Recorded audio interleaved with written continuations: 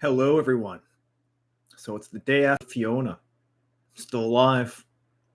Most people are. I'll get to the point. Fiona was a storm that we knew was coming. We had 4 days to prepare for Fiona. 99% of people here in Nova Scotia were prepared. Some weren't. I don't have any social media. I guess you can call YouTube social media, but I have no social media. And there's already people online begging for food and money and TVs. Yes, people are asking for TVs. Everything in my part of Nova Scotia, I live in Western Nova Scotia, near the ocean. Everything is fine here. I went out this morning, took some pictures, some video of some waves. The other part of Nova Scotia, Cape Breton, Halifax, eastward, it's kind of messed up. A lot of power lines down. 420,000 homes without power in this area. There's only 480,000 homes, and my power never went out. But I also have a generator that's linked to my house because I have a well and need water, and it's not my first storm. Every few years, we get a large storm like this. We get hurricanes all the time in the fall. That's what they do. They track at the coast. We're on the coast. Either they track through New Brunswick, Nova Scotia, Newfoundland, or they track off the coast. They follow the Gulf Stream. This one just happened to make landfall. And because it slowed right down when it hit land and it was a high tide, that's why there's so much destruction in certain parts of Nova Scotia. My girlfriend's family has a house in Cape Breton, and they just have some large branches down. Stop panicking over this. There's no reason to panic. Don't buy into the hype. Every time I turn the news on, there's someone crying, "Oh my God, my house is destroyed." There are some destroyed homes. Yes, there is. A lot of homes have the siding ripped off. That's true. We also have insurance. People have insurance. That's what it's for. Maybe you should use it. What do I know? I'm just a dude, right? Hanging out, doing dude things. On my phone, I must have got 10 separate warnings in the last 24 hours. I got one this afternoon. It's making this awful siren sound on my phone and letting me know the storm has passed. Thank you. Right now, when I look at my window, it is just slightly breezy. My shed door was pushed in my 10-year-old metal shed, which the only thing holding the doors up was, well, nothing. The hinges broke a long time ago. And people are upset that I made a video about that. Like, oh, you're mocking people. I'm not mocking anybody. I'm not. If you're not prepared for this, I'm mocking you, yes. If you're not prepared for a large storm coming up the coast on the East Coast. We once had a hurricane in the winter. Anyone remember White Juan, where it dumped like 10 feet of snow in Halifax and people were walking down the road and touching the traffic signals, the traffic lights, because that's how tall the snowbanks were? Does anyone remember that? I do. This is not the first time. Not. When I first moved here, they were living at, we had Hurricane Dorian. And we had trees dropped on power lines and high winds and high rain. But it passed through quickly. This one tended to stall. It slowed right down as it came in off the coast. And now it's like, I'm not concerned. What you should be concerned about is World War III. What? You didn't hear? So Russia didn't actually threaten to nuke anybody. What he said is we have the weapons to retaliate if Russia is invaded or their national sovereignty is basically questioned or pushed. Basically, if you come into Russia, you're going to get a suntan, and it's not the suntan you want. But here's the thing. Russia's now not conscripting. They're calling up 300,000 troops. And everyone's like, they don't have 300,000 troops. They have 25 million people they could drag into this. So let me explain things to you that CNN, CBC is probably not. Ukraine's government was overthrown in 2014 by a coup. From 2014 till present, The eastern areas of Ukraine, Donbass and Lugansk. Sorry, I can't pronounce these things very well. They're territories that are ethnically Russian, but part of Ukraine, and they wanted to separate. And during the overthrow of the government in 2014, these people said, yeah, we're done, Ukraine. We want to be part of Russia. 90% of the population is ethnically Russian. They're Russians. And Ukraine has been shelling them. I've seen them planting mines. When liveleak.com was still around, they had lots of video of this conflict. Lots of video. YouTube has basically scrubbed it. You can't find much of it. But there's lots out there if you look. Heavy R had some stuff there. I know Heavy R has other stuff, but Heavy R had some stuff there also. Ukraine is not... Let me step back here for a second. How can a comedian who had basically no following in 2014 suddenly get elected into one of the poorest countries in Europe? And Ukraine is a poor country. Anyone who says otherwise, it's a poor country. Friends of mine were there in 2014, but I'll get back to that in a few minutes. How did this not even funny comedian become elected for the president of the country and now a multi-billionaire? Billions of dollars. He's a 20-some-odd million-dollar mansion in Miami. Do you know that? Do you know that? Allegedly, he has a house here in Canada. Where in the hell is the money coming from, and where's it going to? CBS did an interview or an investigative report there a few weeks ago, and they realized that 30% of all the aid going to Ukraine is making it to the front line. 70% is disappearing. It's gone. I just watched a video a few days ago of a Stinger anti-aircraft shoulder-launched American-made missile was found for sale in Germany. A live anti-aircraft missile. Where are they coming from? So Russia's pushing 300,000 troops towards Ukraine. And right now, they've already assembled 800 aircraft around Ukraine. Everyone's like, oh, the Russians are beat. They have a very large army. They don't throw anything away. I just watched a video not long ago, within the last week, of a Soviet-built, Russian-built ASU-85, which is a airborne drop self-propelled anti-tank gun, in service with the Ukrainians. They've been used in 40 years. That's what the Ukrainians are now dragging out as armor. The Russians are giving their territorial guard forces T-62 tanks. Now, yeah, they only have a 115 millimeter gun, but they work. They work well. I've seen the videos of the tanks. So Russian tanks were built in Poland, a lot of the former Eastern Bloc countries. Everyone knows how they're made, what they're made of, any specialty armor. No such thing as bulletproof. No such thing as tanks are fully protected. I worked on tanks for a living. I can tell you what part of the Leopard 2 tank is only 40 millimeters thick, and there's nothing behind it except for warm, squishy bits, if you know what I mean.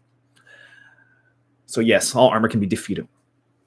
So they're trying to push all this armor and all this aircraft and all these troops into Ukraine.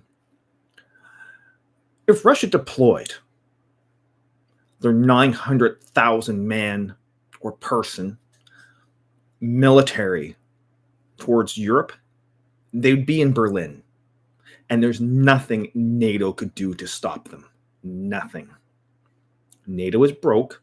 I'm a Canadian. We gave most of our ammunition and weapons to Ukraine.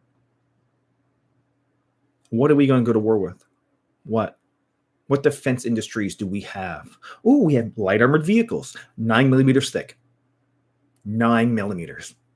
Just the basic armor is 9 millimeters.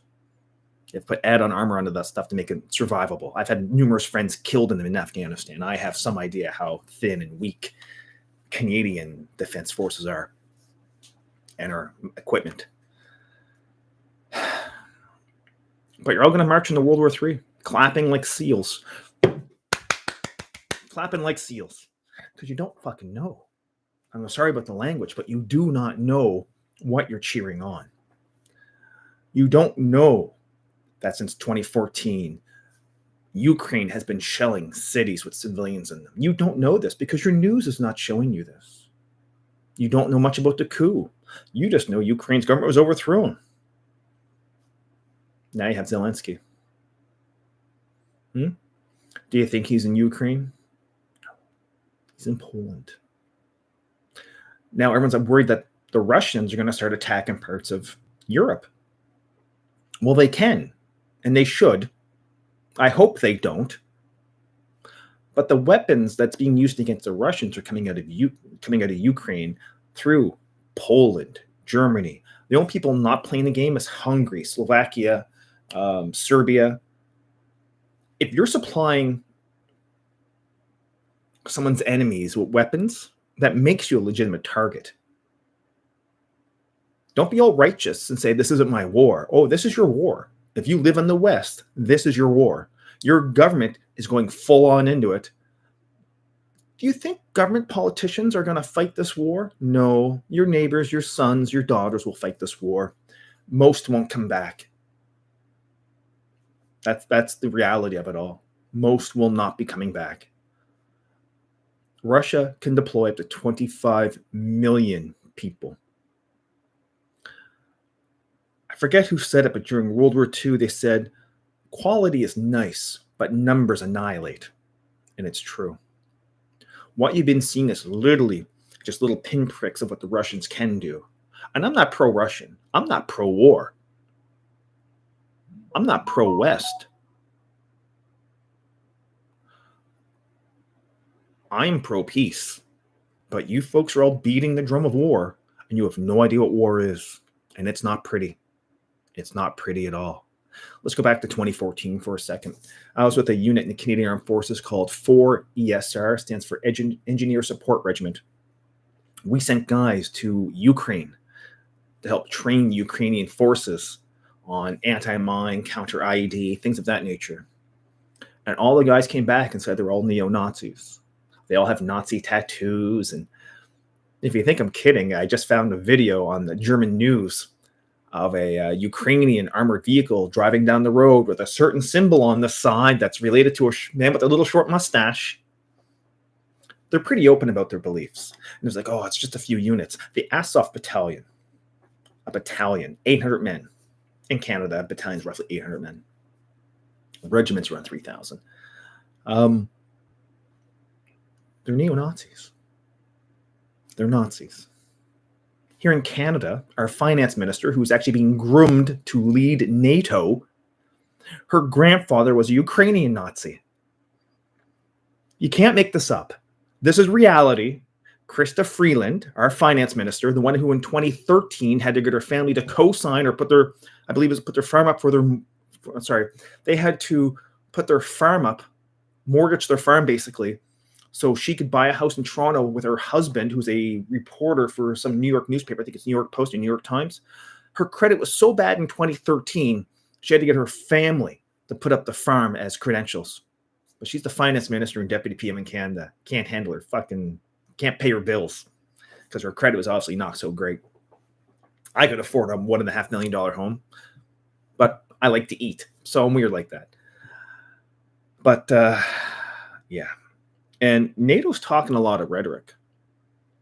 The figurehead of NATO, Stoltenberg, maybe. I'm sorry, I'm terrible at names. Going on about how he wants to, fight Russia. That guy has no power. He is a figurehead. It's the committees inside of NATO that have the power, and they're saying we don't want war with Russia. The suntans will be monumental, if you know what I mean. The suntans. I don't have number 6,000 SPF sunscreen in my house. I'm a kilometer away from a major military base. I wouldn't even know if World War III started. I might see a flash, and that would be it. But a lot of you folks would die terribly in the fires and ash of a nuclear winter. And that's what your government and politicians are talking about. They're talking about ramping up war. And once it starts, it won't end until everyone gets the suntan that you do not want. Like, I can't make it much clearer for people. When I see people cheering on war, the proud Ukrainians, you're cheering on Nazis? You're cheering on a government that has stolen from their own people.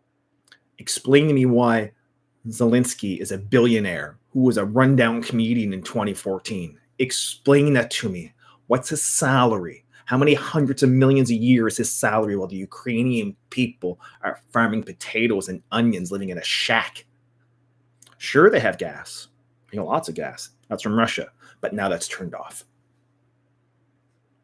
And now Western Europe is going to have a very cold winter. I just read this morning that Belgium is shutting down their last nuclear power plant that provides 10% of their power.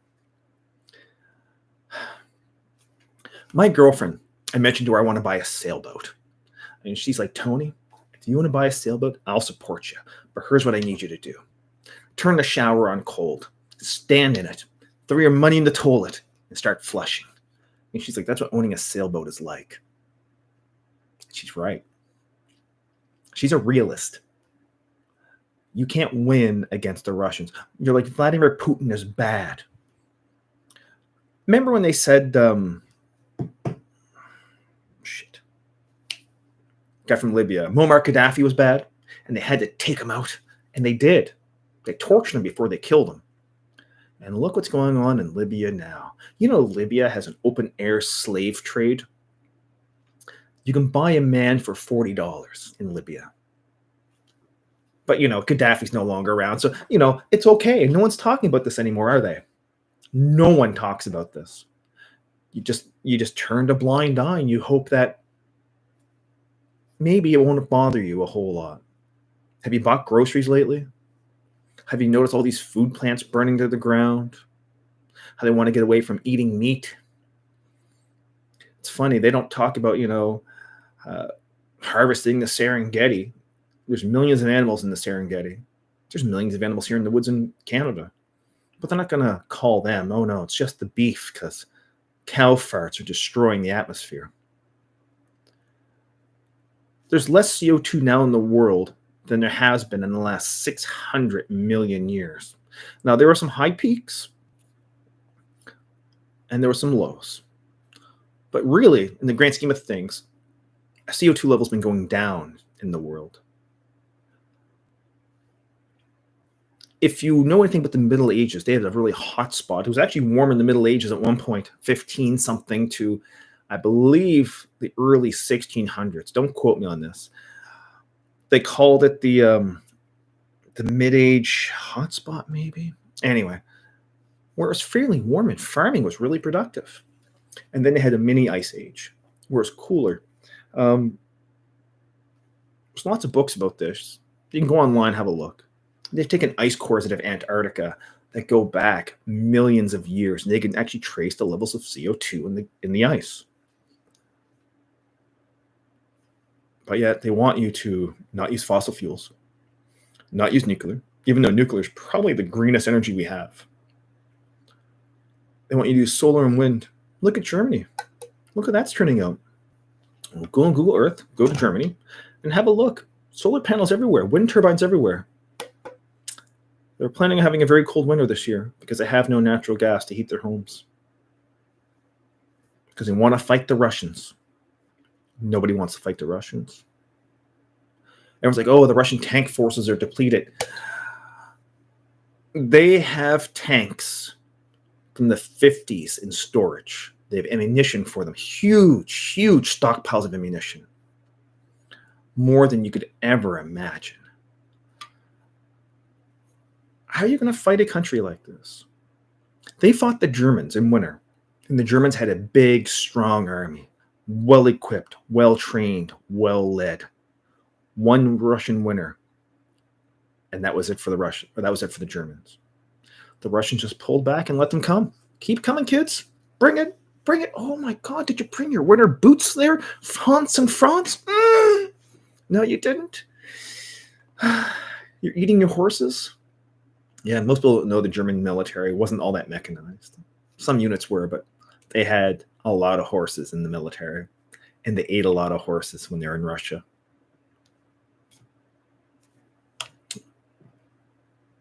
I'm just trying to let you know that this war, and this is what it is, you're now at war. If you live in the Western nation, Canada, United States, any European country, you are at war with Russia. And Russia said, yes, they do have weapons and capabilities to defend themselves. And if you think they won't, try. I'm terminally ill. I just celebrated my 7th anniversary of my brain injury. And on average, it's 2 to 7 years post-accident that I should be dead. So every day for me is a gift, and I know this. And I try to give back because I am very lucky in life, trust me. Not because of this, because of hard work, blood, sweat, and tears. But for a lot of you folks, you have a lot of living left to do. And when you get the giant sunburn, there's no living after that. And you know what I'm talking about, the giant sunburn. Big flash in the sky. You may get sucked up into it and then spit out as ash. Nuclear war, we've never been this close. Ever. Everyone's talking about, hang on a second here. Sorry. Everyone's talking about, the Russian Navy. The Russian Navy really hasn't shown up. Neither has the Air Force. Neither has the Army. So let me explain what 300,000 troops looks like. For every one infantry, armored crew member, artillery member, combat engineer, there's usually 3 or 4 guys in the back supporting them. You got to feed them. You got to supply them. You got to repair their kit. That's what I did. I repaired kit for a living. I fixed weapons for a living and propane stoves, and I broke into safes. Those are the 3 things, big parts of my job. So 300,000 troops. We're going to say you're going to have between 60 and 80 frontline, 60 to 80,000 frontline troops that the Russia's now pushing forward. And they've amassed over 800 aircraft around Ukraine. And these aren't biplanes. These are fighters, fighter bombers, attack helicopters, transport aircraft. What do you think is coming? What do you think? In Ukraine, they are literally stopping people from leaving the country. Men, women. I watched a video where they found a truck with a bunch of guys in it dressed as women trying to get across the border into Poland. I watched some transgender people get turned around at the border because they were born biologically male. And Ukraine said, I'm sorry, but if you were born with a certain appendage, you're going to defend the country. Why do they need so many foreign volunteers? The Reddit battalion's been killed. They're all dead. Some made it back, but a lot didn't. When you're posting hero photos on your phones, that can be triangulated to where you are. And then the rockets come in or the artillery comes in. None of that is much fun. I'm not going to explain my experiences because I'm not that close to death, I think, and I don't want my home read it. But I have a little bit of experience in the art of war. I'm not going to elaborate on that because I don't need the legal problems that come with that. But I can tell you fighting the Russians is not a good thing. It's not. Your leaders may virtue signal. Joe Biden, man who gets lost on stage, just admitted he had some sort of relationship with a 12-year-old girl when he was 30 years old. I'm not sure what sort of relationship that was, but there's no real relationship a 30-year-old man should be having with a 12-year-old girl unless it's his daughter, maybe his niece, but I don't think it was. I'm no expert. I don't know. But he said it on stage, and who knows what Joe was saying? Who knows if Joe even knows what country he's standing in? We have Justin Trudeau. The man has not been able to complete any job he's ever started. His wife left him. His girlfriend left him. Oh, you didn't know his wife left him? He's been, there's pictures of him overseas with Melanie Joly, who was the foreign affairs minister, holding hands. There's a couple of really interesting photos of them kind of together. And allegedly she left him. Allegedly he has a taste for other men. I don't know this for sure, but I have friends of mine who live in Ottawa. I lived there for 10 years. And allegedly when he goes to restaurants, they shut it down so him and his male companion can eat in peace and quiet. I cannot confirm that. It's just an allegation that is most likely true. But yeah, we're heading for World War III. and everyone seems to be happy about it. Meanwhile, the price of food is going through the roof. The cost of fuel is outrageous. And our leaders are having great times. Do you think they're going to eat the bugs? Do you think so? I don't think so. Canada just completed, I think, the world's largest cricket factory in London, Ontario, or Concord, Ontario. I heard 6,000 tons of crickets can be produced there a year. I don't eat bugs. I don't. I'm one of those meat, potato, fish sort of guys. I like vegetables too. Actually, I really like vegetables.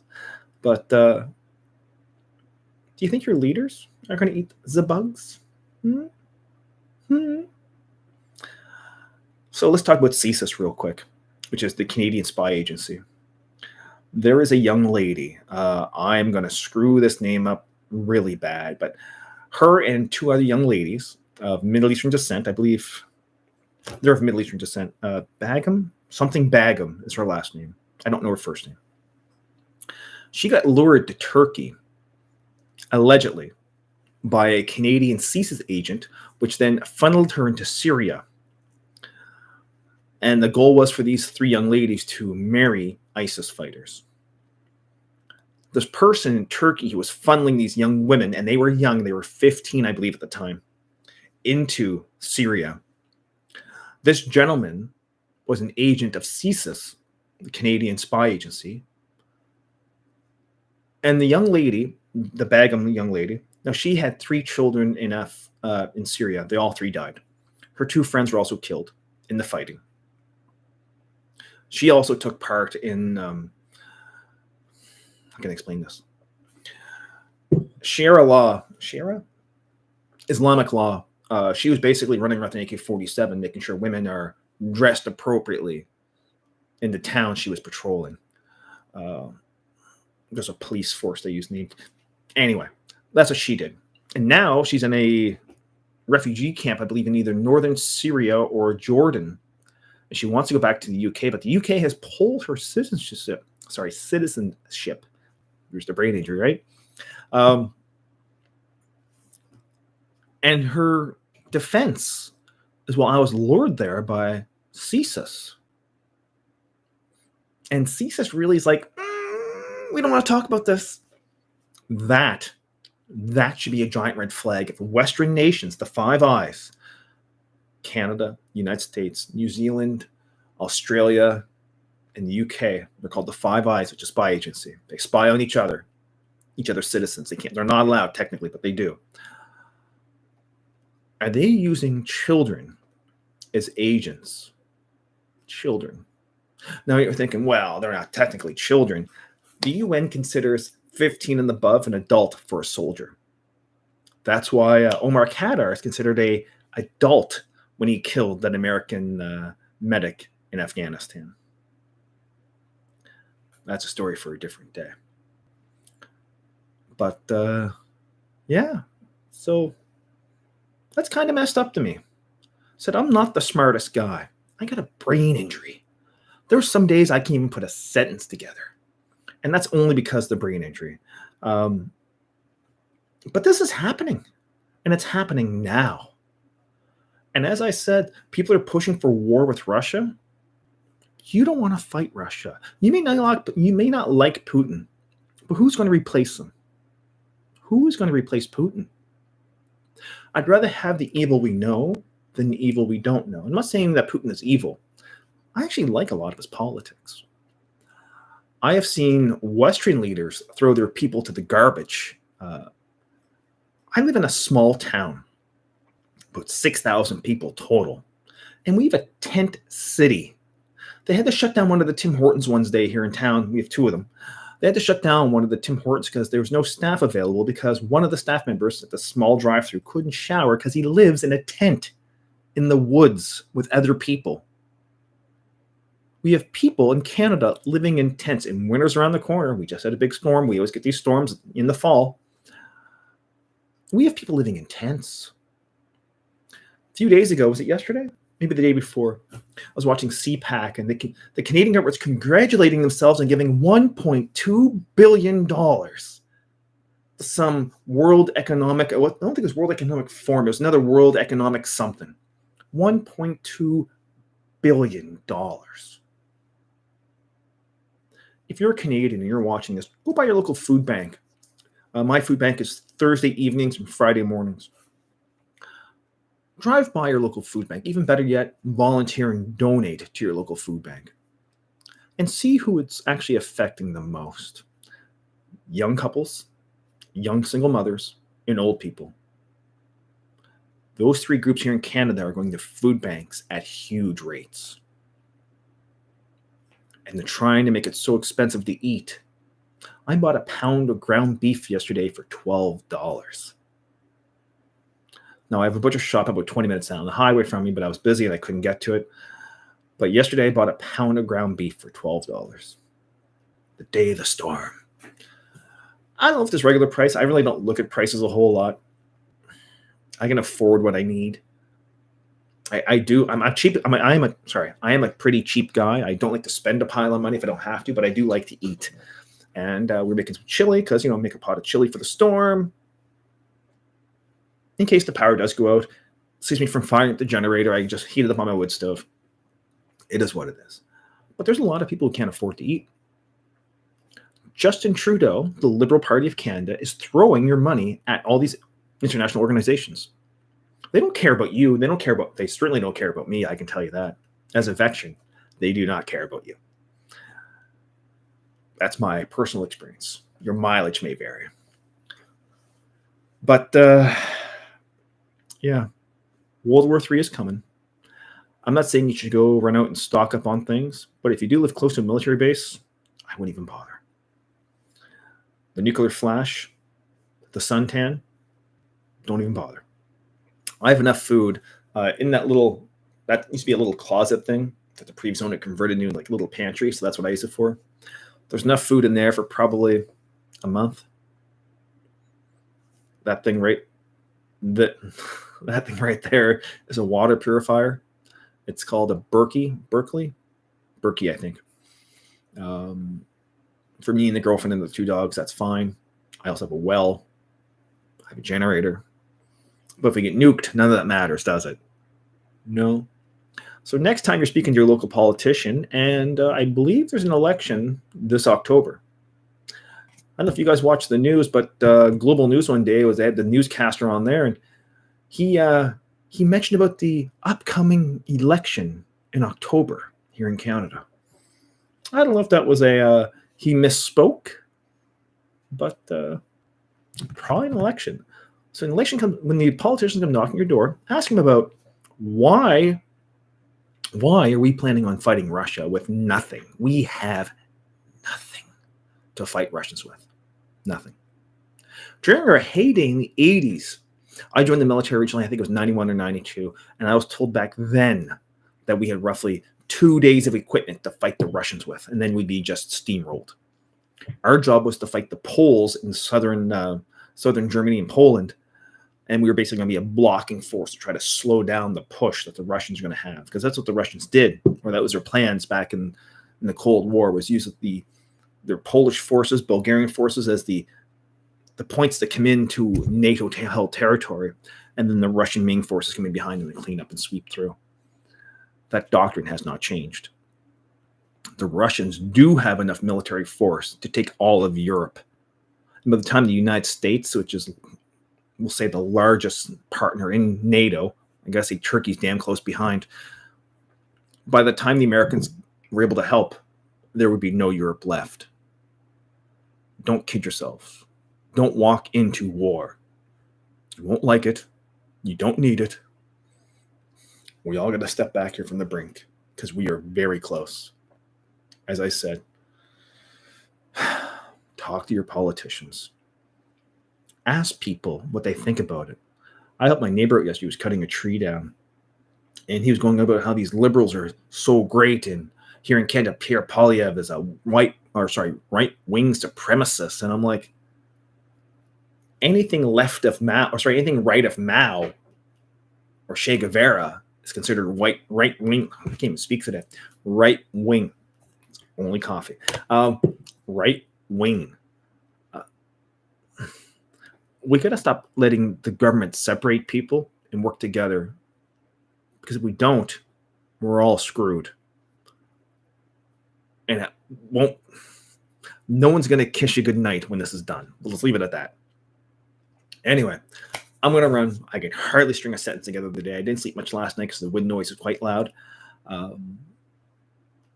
Put your comments in the bottom. Feel free to like and subscribe. I really don't care if you do or not. I do this as my outlet to get things off my chest, because my spouse is very delicate and doesn't like when I talk about these issues to her. A lot of my friends are not receptive to the ideas that I have about certain things, because it's not pretty to talk about. It's not acceptable to talk about. Anyway, you folks have a great day. I'm going to go. I'll probably make another video a little later. I'm going to play some video games, some stress relief. I'm building a shed also.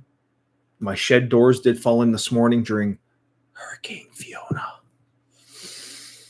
She was a harsh mistress here in Western Nova Scotia. But, yeah. You folks have a great day. Thanks a lot. Bye-bye.